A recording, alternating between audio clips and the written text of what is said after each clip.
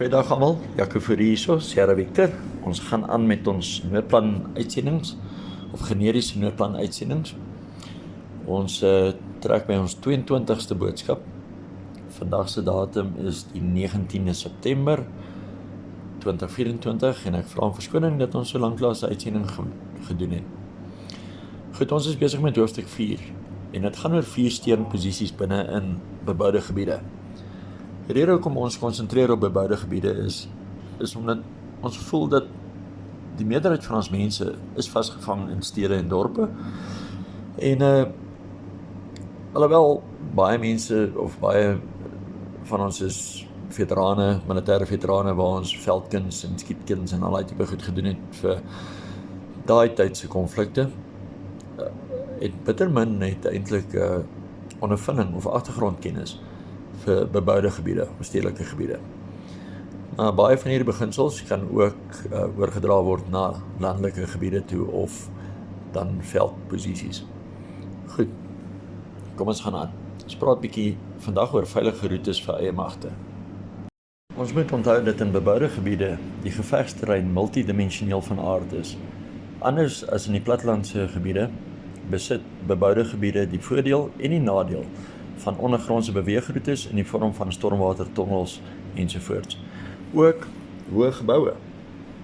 Hoë geboue is uitstekende platforms vir sluipskutters en as verkenningsposte. So dit is elemente binne 'n beboude gebied wat nie noodwendig op die platteland of in 'n landelike gebied aangetref kan word nie. Die bewustheid van hierdie element kan baie effektief lei tot 'n verrassing van vyandelike magte. In April 2002 het die Israeliese weermag 'n nuwe konsep tot die stedelike gevegsterrein gebring tydens hul kontak met die Palestynë in Nablus. In plaas van om straatblok tot straatblok te beweeg, het hulle binne in beboude gebiede die mure tussen die geboue uitgebreek en dus bogronds tonnels tussen die geboue geskep wat hulle in staat gestel het om vinnig deur die stad te beweeg met die minste risiko om waargeneem te word.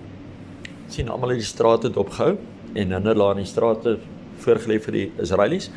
Toe besluit hulle, right, ons gaan nie in die pad afstap nie. Ons gaan in die gebou langs die pad, gaan ons die mure tussen die geboue net afbreek en bogronds tonnels skep. So dis weer eens inisiatief. Daar is soveel inisiatief wat in die dag gelê kan word binne 'n beboude gebied. Goed, veilige roetes is nie net van belang vir die voortbeweeg van eie magte nie, maar ook vir logistieke aanvullings en die afvoer van gewondes. Hierdie roetes is dus krities en moet met verkenningsspanne gemonitor word. Sou vyandelike magte poog om 'n roete te saboteer of te ontwrig, sal dit die taak van die verkenningsspanne wees om die vyandelike magte te ontmoet en te bind tot versterkingsopdrag en om hulle dan te elimineer. Beweging, sekuriteit sal bespreek word in 'n latere hoofstuk. Goed, kom ons praat bietjie van intelligensiewaarneming. Soos reeds bespreek, is die rol en funksie van waarnemingsspanne nie om kontak met die vyand te gaan soek en te maak nie. Slegs in uitsonderlike gevalle as daar 'n geleentheid is en waar daar nie versterkings naby is nie, dan kan die waarnemingsspanne die vyand net intrek in 'n kontak in, 'n skirmitseling in, en hulle dan bind om seker te maak hulle beweeg nie weg nie of hulle raak nie weg nie, totdat versterkings opdaag. Maar die waarnemingsspan se rol is nie om te veg nie. Hulle is bloot daar om inligting in te samel. Nou van selfspreking moet hulle beweging en sigbaarheid tot die minimum beperk word, tensy kritiese veilige roetes bedreig word. Baie belangrik vir hierdie posisie is die basiese beginsels van kamouflering wat selfs in 'n stedelike gebied geld, naamlik shape, size, silhouette, spacing, position. Sonligse weerkaatsing op verkykerlense, skaduwees en silhouette bo-op strukture of teen mure binne in strukture kan posisies verraai. Omdat beboude gebiede meestal bestaan uit reguit argitektoniese lyne en die menslike liggaam en veral jou kop nie, moet die agtergrond en die vorm ook altyd in gedagte gehou word. Nou kom ons kyk bietjie na stedelike gebiede. Anders as in die veld, gaan jou kamoufleerdrag meestal bestaan uit, kom ons noem dit maar betonklere.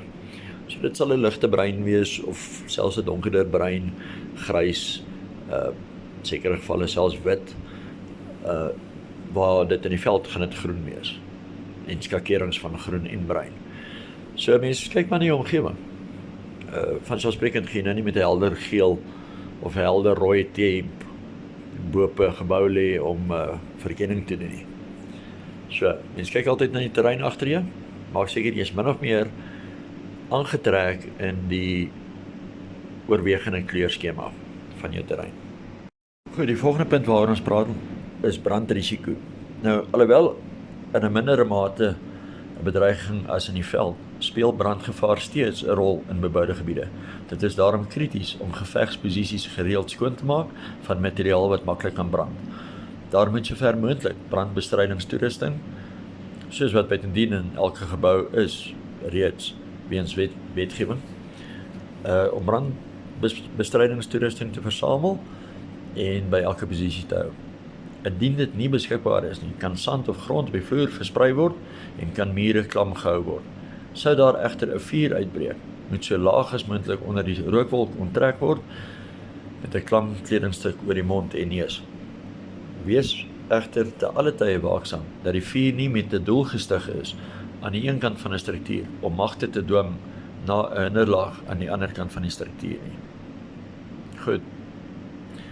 Dit is eintlik redelik eenvoudig. Jy begin 'n vuur aan die een kant van 'n gebou of jy steek 'n gebou in die brand en dan soos wat die mense die gebou ontruim, loop hulle vas in 'n doodsakker of in 'n hinderlaag posisie. Goed, en dan natuurlik praat ons dan ook moet ons praat oor wat is strukture om in te trek en watter om uit te trek of uit te bly. Nou die gelukkige beboude gebiede, betongebouwe bied redelike beskerming teen skrapnel en selfs geweervuur. So, die dakke moet versterk wees. Dit is waarom multi-level, ekskuus tog, nou knip my tong, multiverdieping gebou beter is, want tussen elke vloer is dit beton, as wat 'n enkel vlak gebou sal wees. Daai beton gaan jy beskerm teen mortiere. Goed, die besluit om in te trek tot 'n geskikte struktuur sal krities wees. Indien dit te veel tyd gaan neem om 'n versterkte gebou te betree en aan te pas, sal 'n minder versterkte struktuur naby as 'n tydelike posisie kan dien om tyd te koop om die eerste struktuur in te rig. Moet ook nie te veel aan 'n struktuur verander nie, want van buite af gaan dit dan duidelik wees dat 'n struktuur ingerig is as 'n tydelike basis of selfs as 'n permanente basis. So jy wil die struktuur van buite af moet hy so normaal as moontlik lyk. Hy kan selfs bietjie vervalle lyk. Dit help met kamouflering, veral as die res van die stad al redelik skade opgetel het. Kom ons vat 'n voorbeeld, julle het almal videomateriaal gesien van wat in Gaza gebeur en hoe dit daar lyk. Nou ja, as jy daar 'n tydelike basis stig in een van die geboue, gaan jy waaragtig nou nie in 'n gebou gaan intrek wat mooi is en hy staan uit bo allerlei rommel rondom hom nie. Weereens, gebou word ook gekamoufleer of moet invoeg by die agtergrond. Goed, in ons volgende boodskap gaan ons bietjie praat oor hoe om jou posisie binne in die gebou in te rig. Waar gaan jy stelling inneem? Nie te naby aan vensters nie. Hoe gaan jy jou gebou fisies self probeer inrig of na wat gaan jy kyk in 'n gebou voordat jy besluit hierdie gaan ek my intrekposisie maak. Goed, ons gaan kyk soos jou wapenloop vanselfsprekend moet nie uitsteek by die kant van 'n gebou of by 'n venster nie. Jy staan 'n bietjie terug. Jy moet sandsakke aan die binnekant van die gebou hê en nie aan die buitekant nie. Sulke tipe goed. So ons gaan daarna kyk in ons volgende uitsending. Reg, mooi dag vir almal.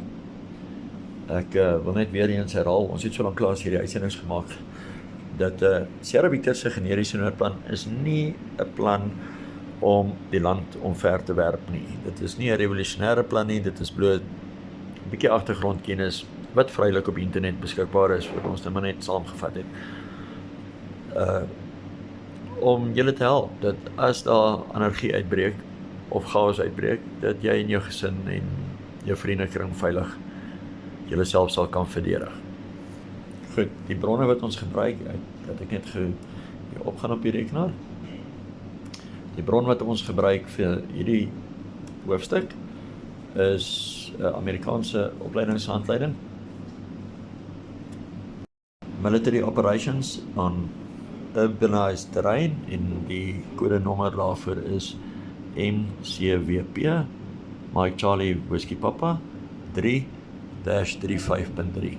Julle kan dit self gaan Google en dit, soos ek sê, al ons goed is vrylik op die internet beskikbaar. Goed, as enige iemand op ons WhatsApp groepe dalk wil aansluit, julle is vry om 'n WhatsApp boodskap te stuur na die volgende nommer, is 064 885 4009. Ek herhaal 064 885 4009. Stuur vir ons 'n WhatsApp soontoe en ons sal binne so 24 uur sal ons reageer dan op jou WhatsApp. Dan kan julle aansluit by ons WhatsApp groepe waar ons hierdie uitsendings dan doen. Andersins kan julle ons verder volg op YouTube. Goed, mooi dag vir almal. Die Here se genade en liefde. Staan vas in jou geloof, staan vas in jou identiteit. Jaco Fourie, Sarah Victor. Ontstaan